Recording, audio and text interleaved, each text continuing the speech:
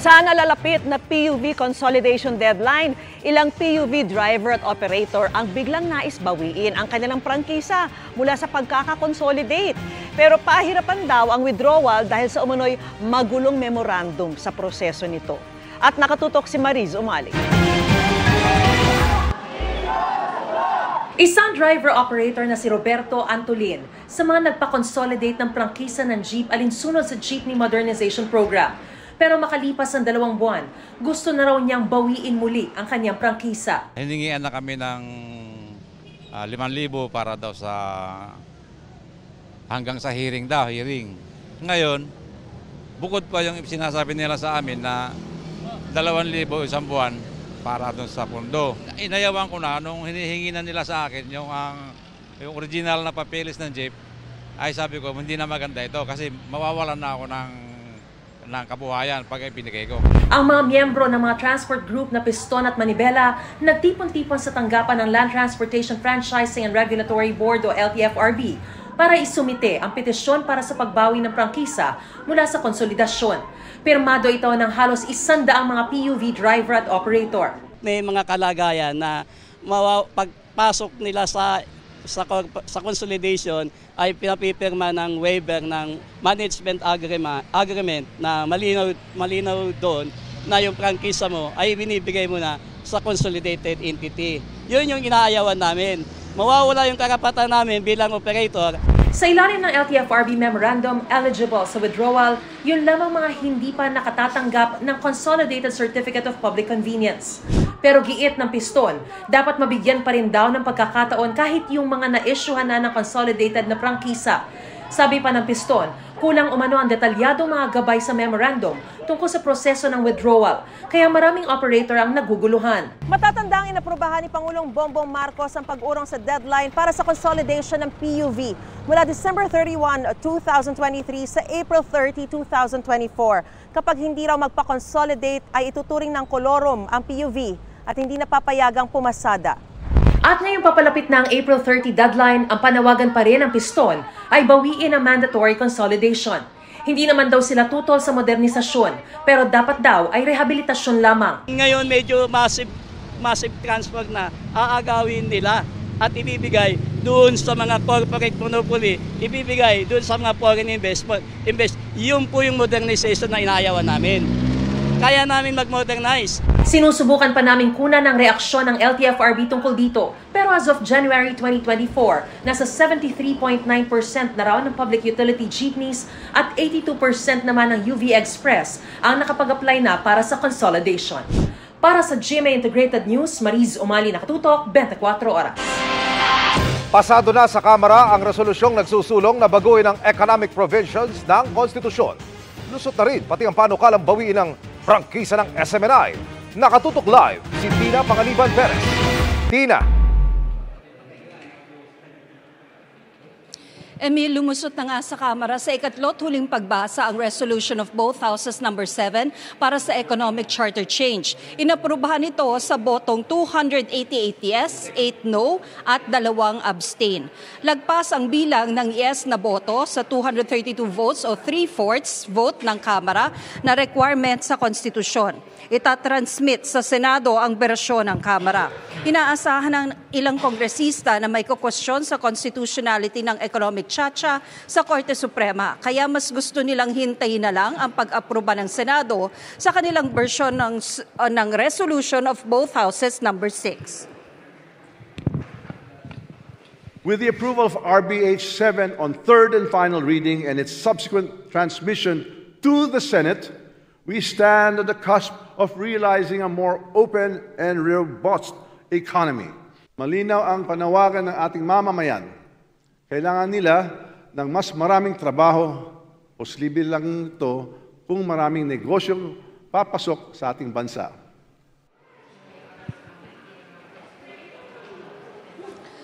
Emil, lusot na rin sa Kamara ang panukalang bumabawi sa prangkisa ng Suarosug Media Corporation para i-operate ang SMNI kung saan honorary chair si Pastor Apollo Kibuloy. 84 na kongresista ang bumoto ng yes sa panukala, 4 ang nag-no at 4 ang nag-abstain. Ang hakbang, Emil, sabi ng Kamara, ay tugon sa mga umano'y paglabag ng SMNI sa terms ng prangkisa nito. Emil? Maraming salamat, Tina Panganiban Perez. Ilan pang kaalyadong bansa ang mag-oobserba sa balikatan exercises ng Pilipinas at Amerika sa bansa, kabilang ang galing Japan, Australia at France. Bukod po sa West Philippine Sea, palalakasin ang puwersa ng ating Navy sa Aurora na nakaharap sa Philippine Rise. At nakatutok si Ian Cruz. Bandang dulo pa ng Abril hanggang Mayo, muling magsasanay sa balikatan exercises ang mga sundalong Pilipino at Amerikano. Pero sa susunod na linggo pa lang, may papasok ng US Forces sa Pilipinas na makakatuwa ng AFP sa paggawa ng mga silid-aralan at health centers sa Ilocos Norte, Rizal, Palawan at San Fernando, La Union. Lahat yan popondohan ng Amerika. At sa mismong balikatan, kasama sa pagdarausa ng Lawag Ilocos Norte sa kanlurang hilaga ng Luzon na nasa timog lang ng Taiwan na kairingan ng China. In terms of the number of participants who will be actually participating, it will have to be the maritime strike, the SINC exercise in Lawag. 11,000 sundalong Amerikano ang makakasama ng 5,000 sundalong Pilipino sa balikatan. Pero may observers din mula Japan, Australia at France. Katunayan sa group sailing o sabay-sabay na paglalayag labas sa 12 nautical miles mula sa isla ng Palawan sa West Philippine Sea, kasama ang mga Navy ng ating mga kaalyado. The participants will be the Philippine Navy, the US Navy, Philippine Coast Guard, US Coast Guard, French Navy. Hindi raw iniisip ng Pilipinas kung anong iisipin ng China sa group sailing ng Pilipinas kasama ng iba pang bansa. I mean, I can go 1 meter beyond 12 nautical miles. I'm already international waters. So it does not really matter legally. And I believe that we have a right to be there. Bukod sa West Philippine Sea, papalakasin din daw ang ating depensa sa Eastern Seaboard. Kaya binisita ni Defense Secretary Gilbert Chodoro ang palalawaking pasilidad ng Navy sa Kasiguran, Aurora. Kaharap nito ang Philippine Rise kung saan kamakailan lamang ay may napaulat na presensya ng Chinese research vessel. We will be developing Kasiguran area to be able to host Philippine Navy and AFP forces for projection towards the eastern seaboard that covers Benham Rise, to provide our forces the capability to secure and to protect all the way up to the EEZ. Para sa GMA Integrated News, Ian Cruz, nakatutok, 24 oras. Dahil sa tagtuyot sa Cagayan at Isabela, nangangamba mga magsasaka na baka wala na silang maaning pananim. Kaya naman nagtungo roon ang GMA Kapuso Foundation para magbigay ng tulong. Isang bayan ng Enrile sa Cagayan, sa top producers ng mani sa bansa.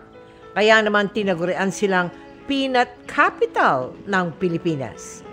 Pero ang produksyon ng mani posibleng bumaba. Wala na raw kasing maaning mani ang mga magsasaka dahil sa epekto ng tagtuyot.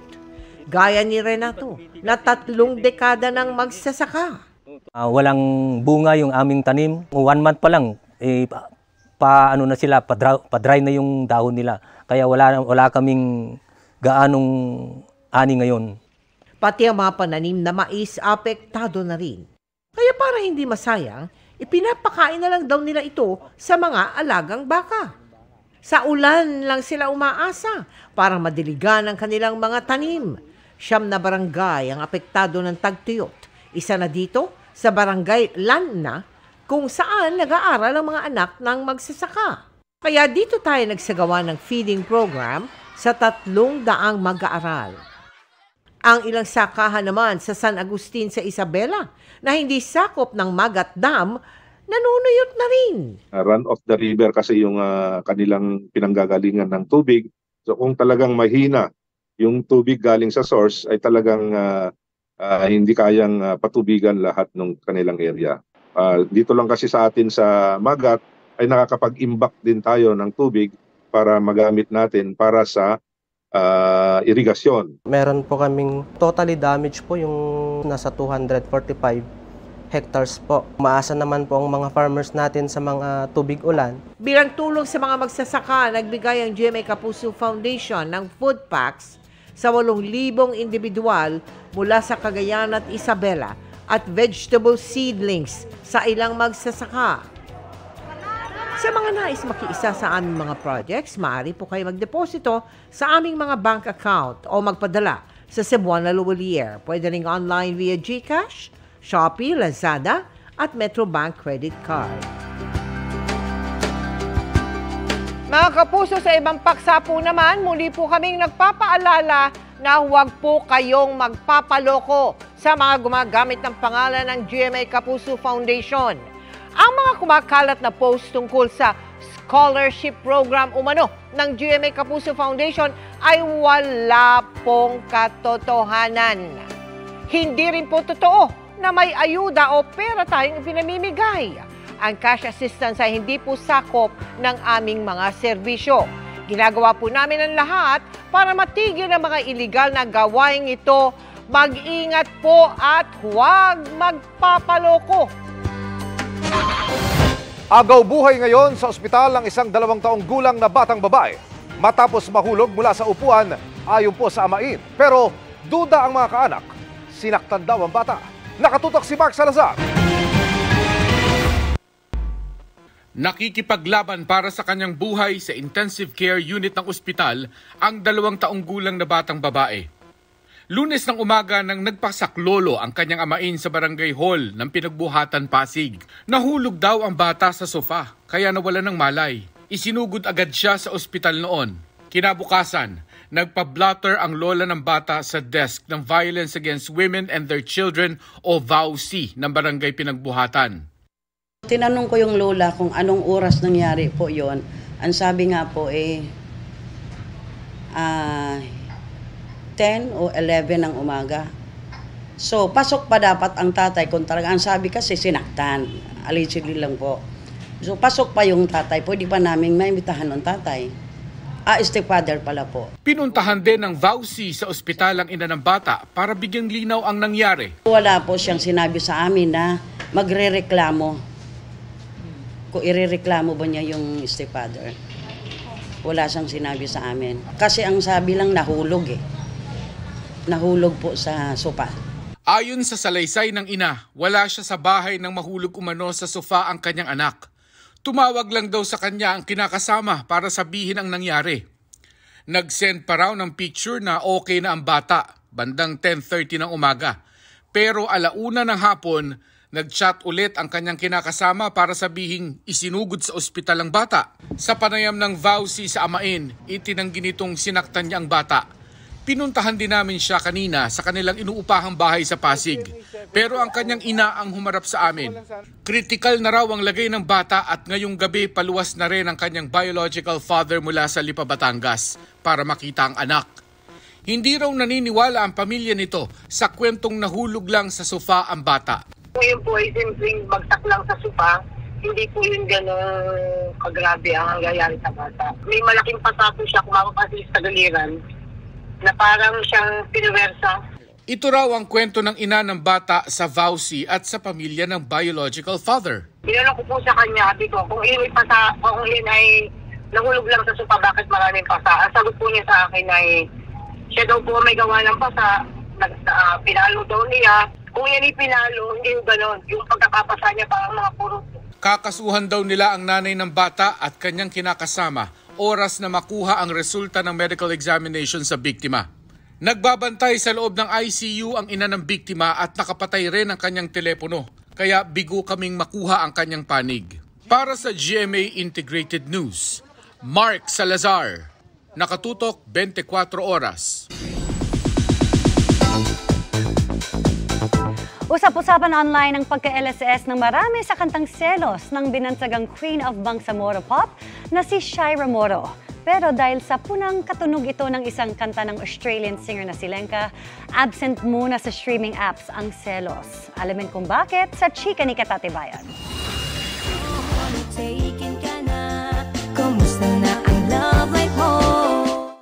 Sa kanyang unique style of singing ilang taon ka na, wala ka pang jowa, at aliw na lyrics sa mga awitin. Agad na pinusuan ng netizens ang rising Mindanaoan singer na si Shaira Moro. Assalamualaikum! Magandang araw po sa lahat. Shaira po. Ang kanyang videos online, umani ng milyong-milyong views at libo-libong likes and shares. Mas lalo pang kinaliwan si Shaira nang ilabas niya ang hit song na Selos. Instant LSS kapag narinig at nagpapa sa ilang streaming platforms. Kaya naman, all hail sa Queen of Bangsamoro Pop o B-Pop. Pero sa social media, may mga pumuna na ang kantang ito ni Shaira.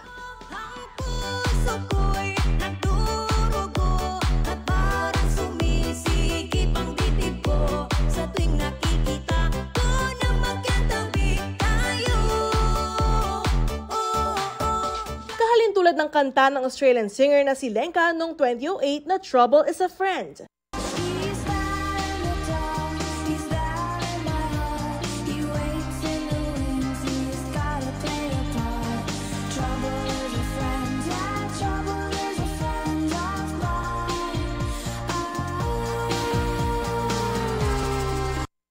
Ipinarating yan ng isang netizen sa Instagram account ni Lenka na tumugon na kanila na raw itong inaaksyonan.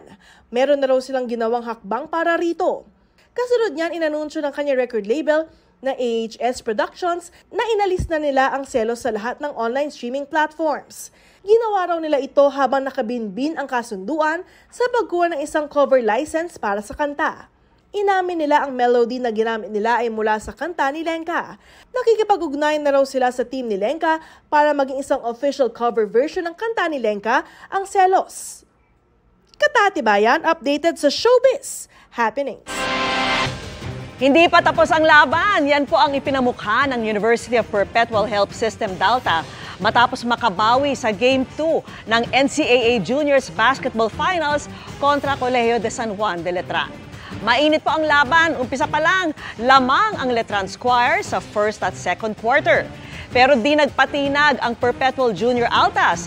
Unti-unti silang nakahabol sa third quarter. Sa fourth quarter naman, dikit ang laban. Sa huli, nanaig ang Perpetual Junior Altas sa final score na 91-90. Dahil may tig-isang panalo na sa Game 1 at 2, magkakaalaman kung sino ang champions sa do-or-die Game 3 sa Sabado, March 23, alas 9:30 ng umaga sa PhilOil Eco Oil Center sa San Juan. Mapapanood yan live sa GTV at may live streaming sa social media accounts ng GMA Sports at NCAA Philippines. Samantala, na-secure ng Mapua Red Robins ang bronze matapos magwagi sa battle for third kontra San Sebastian Staglets sa score na 64-62. Nag-inspeksyon na po sa ilang pantalan bago ang inaasahang dagsa ng mga uuwi sa probinsya para sa Semana Santa. Sa NAIA, tiniyak namang sapat ang mga flight at tinutugunan ang mga problema gaya ng mga surot at daga. Nakatutok si Oscar Oida. Ayaw na raw maulit ni Rolando ang sinapit na kalbaryo noong huling bumiyahe ng Semana Santa. Kaya ngayon pa lang, paaklan na siya at ng kanyang mga kaibigan. Mahirap po pagka ganun, talagang siksikan. Mahirap sumakay lalo na pagka walang sariling service. Kabilang sina Ronaldo sa mahigit 60,000 pasahero ngayong araw sa NAIA Terminal 3. Kakaunti pa raw yan kumpara sa inaasahan nilang 10 to 15% na increase sa dami ng pasahero sa susunod na linggo na inaasahang magpipig sa Holy Wednesday at Easter Sunday. Pagtitiyak ng Manila International Airport Authority, may sapat na eroplanong babiyahe ngayong Holy Week. Ang mga terminal managers ay already met with the airlines assigned to their respective terminals to make sure na ang mga airlines natin ay prepared para sa dagsa ng taong. Patuloy rin daw tinutugunan ang naging mga issue kamakailan ng mga surot at daga. We coordinated with our pest control provider na daily meron na kami mga minomonitor na namin actually yung mga activity nila regarding sa mga seats, mga steaming, constant disinfection ng mga gang chairs, and also yung mga possible na pwede pagdaanan ng mga rodents. Meron na kami mga nilagay na mga traps, so daily meron kami mga report. Yun nga lang, kinailangang alisin ang ibang upuan kaya baka kulangin ang magagamit ng mga pasahero. Sa kabila niyan, magtatalaga raw ang MIAA ng mga help desk para tumugon sa mga pangangailangan ng mga pasahero. Inaabisuhan din ang mga pasahero na dumating sa tamang oras para makaiwas sa mga aberya sa flights. In-inspection din kanina ang Pantalan sa Batangas sa pangunguna ni Philippine Ports Authority General Manager J. Santiago. Sa Martes Santo na raw ang inaasahang pagdagsa ng mga uuwi sa mga probinsya. Inaasahan natin hihigit sa 2 milyon yung mga kababayan natin babiyahe sa mga pantalang pinamamahala ng PPA. And we anticipate a 10% increase from last year's 1.8 million. Mas maluwag na passenger terminal ang sasalubong sa mga biyahero dahil ang dating umaabot lang sa 2,500 seating capacity. Ngayon, 8,000 pasahero na ang kayang i-accommodate. Fully air-conditioned, maaliwalas at malinis. 3 ticketing zones na ang magseserbisyo sa mga pasahero. May 2 e-transporter o electronic vehicle pa ang maaaring magamit sa loob ng gusali para sa mga PWD, buntis at senior citizen. Mabuti, wala ng paglakad. Kumpiyansa ang DOTR na magiging smooth sailing ang operasyon sa mga pantalan. Lahat ng ports na will be manned by 24 hours yan na minaman ng mga pulis ng Marina at ang ating mga pantalan naman tsaka mga karagatan already may commitment na rin ang Philippine Coast Guard. Sa mga expressway naman, inaasahan ng Toll Regulatory Board o TRB na ngayong weekend pa lang magsisimula ng bumiyahe ang mga bakasyonista. Bukas ang lahat ng kanilang mga lane mula March 24 hanggang March 31 at may mga nakaantabay na personnel para umalalay sa mga motorista.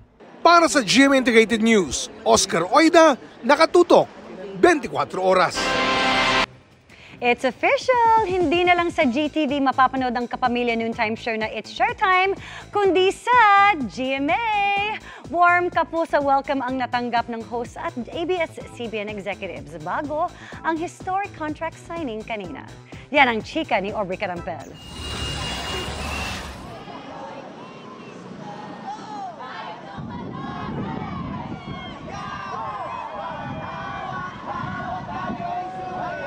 It's official mga madlang kapuso.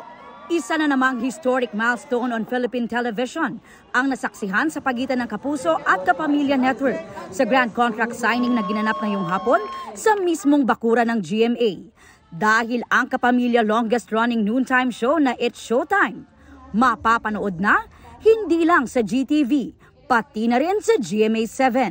Sa hanay ng Kapuso, pumirma sina GMA Network Chairman Attorney Felipe L. Gozon, President and Chief Executive Officer Gilberto Arduavit Jr., Executive Vice President and Chief Financial Officer Felipe S. Yalong, at Senior Vice President Attorney Annette Gozon Valdez. Dumalo rin ang Chairman ng GMA Executive Committee na si Joel Marcelo G. Jimenez at iba pang executives.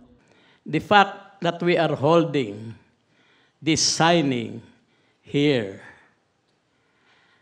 we don't need to say anything more about your being welcome in GMA.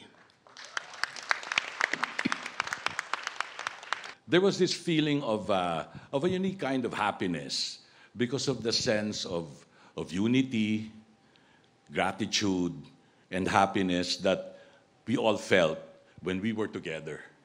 It is our pleasure. We are very proud, very happy to have It's Showtime on GMA. Talagang let's expect more and more collaborations between GMA and ABS-CBN kasi ipakita natin sa buong mundo yung galing ng Pilipino.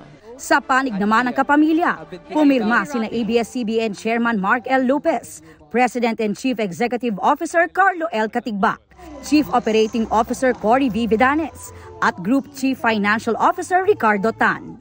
In our 30 years working in ABS, we have never walked through your doors. And so, thank you for this historic occasion. We have so much gratitude for you all today. Thank you again for welcoming Showtime, this time both on GMA and GTV. Asahan na raw ang isang pangmalakasang pananghalian sa special episode ng kauna-unahang pagpapalabas ng It's Showtime sa GMA Network sa April 6, kasabay ng unkabogable birthday celebration ni Vice Ganda. At abangan din daw ang pagdiriwang ng noontime show ng kanilang 15th anniversary. My heart is full of joy and gratitude. Maraming salamat sa GMA. Grabe yung GMA, iba. Yung 15th anniversary namin, syempre milestone yun, sa GMA mangyayari. Di ba kasi masaya naman lahat ng anniversaries, pero iba yung 10th, 15th, 20th. Ina-anticipate nila yung 15th anniversary, so ito pala yung lalong magpapalaki ng 15th anniversary. Di ba nasa GMA kami? Sobrang laki. We are humbled and grateful. Thank you very much. We are a family of being able to reinvent. This is why we've been here going on 15 years. Each year is a new chapter, and right now, this alone, not even this year, this moment is a new chapter. So for us, we'll be able to bring something new to the table in this new chapter of ours. All the time, maaasahan ng madlang kapuso yan. Aubrey Carampel, updated showbiz happenings. Welcome sa Showtime family. Yan ang mga balita ngayong Miyerkules. Ako po si Mel Tiangco. Ako po si Vicky Morales para sa Mas Malaking Misyon. Para sa mas malawak na paglilingkod sa bayan, ako po si Emil Sumangil. Mula sa GMA Integrated News, ang News Authority ng Pilipino. Nakatuto kami 24 oras.